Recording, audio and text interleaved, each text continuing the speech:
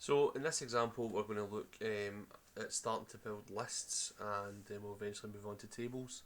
So the first thing I'm going to do is in my web course folder I'm going to make a new folder, and I'm just going to call that lists and tables, and I'll save anything I do in my brackets into lists and tables folder. So I can just minimise that just now. So again, here's my default document. I'm just going to change that to my first list. So lists are very useful in terms of putting information into groups. Also, we can use them quite effectively for hyperlinks later on. I'll show you a couple of examples for this one. So first thing I'll do, I'm going to save as, and I'll make sure I'm in the lists and tables folder, and I'll just call this lists1.html. Okay, so in here there's two types of lists that we're going to look at. The first one is an unordered list, and the tag for an unordered list is UL. Okay, so that's our starting tag, that's our finishing tag, and what I want is inside the unordered list is list items. So I'm going to make li, okay, for my list item, and I'll just put 1 in there, and I'll make another one, li 2 and li 3, and just to keep the code tidy I'll just tab that in. So I've got 1, 2 and 3, open my list item, close it, open, close, and then close my unordered list. So I will save that and live preview it.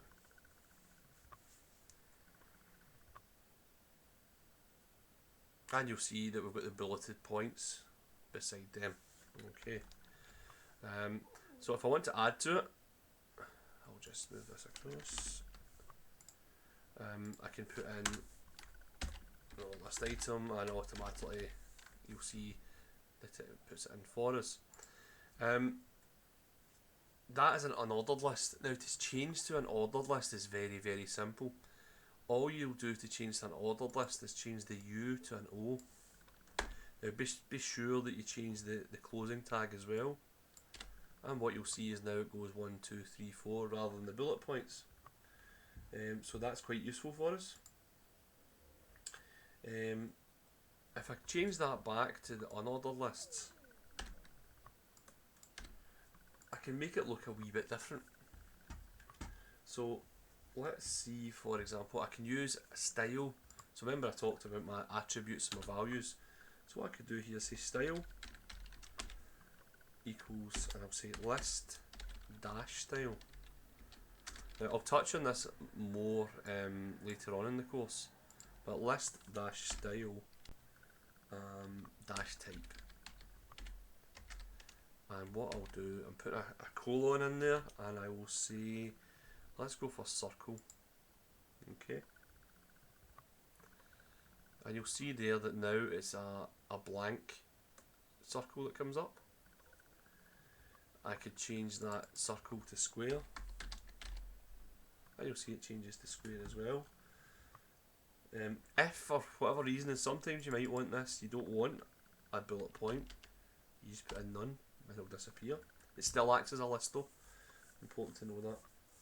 Okay, now what I'll do for this wee example, let's change it back to square.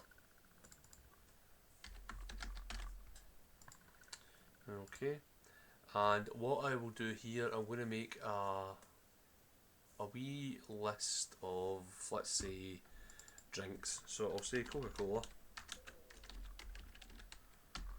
and I will say Diet Coke, and I'll say Iron Brew. I'll take the fourth one out just now. Now, the reason I'm going to do this is I'm going to show you how you can put something called a nested list. Alright, so say I want to list some attributes of Coca-Cola after this. Well, what I can do is underneath Coca-Cola, I'll just tab that in, press the tab key.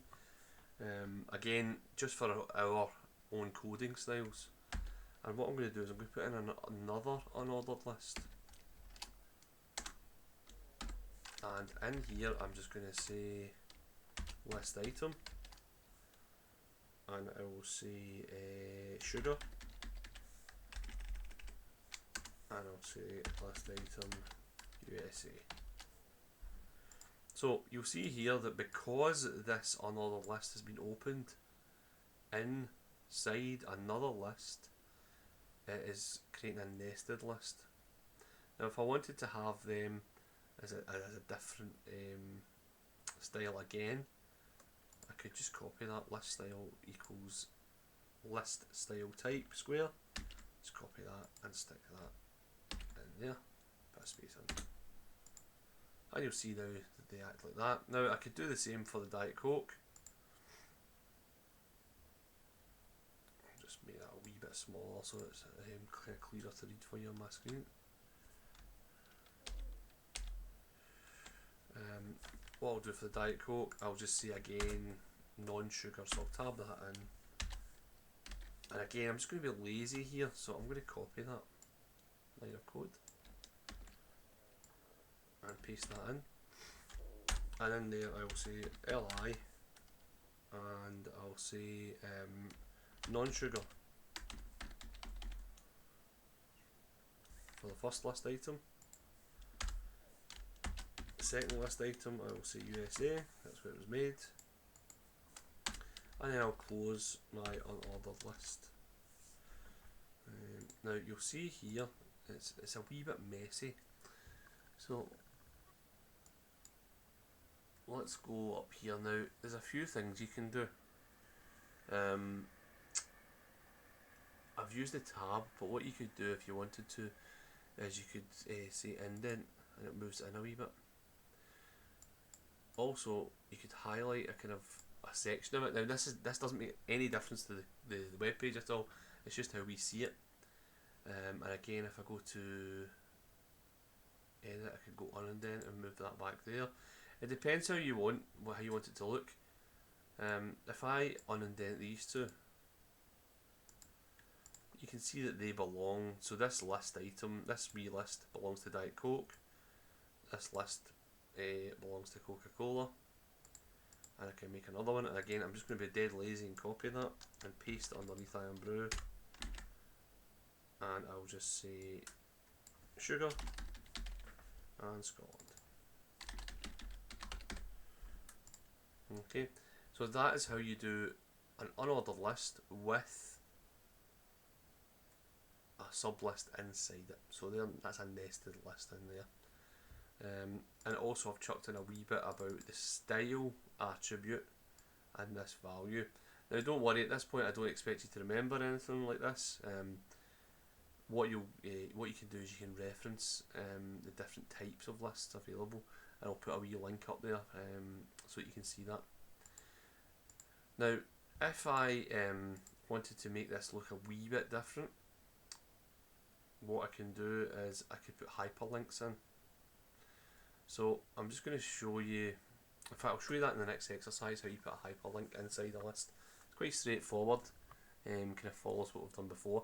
But for this example, this is an unordered list and we've got sublists inside there. So give it a go, mess about with it and see what you can come up with.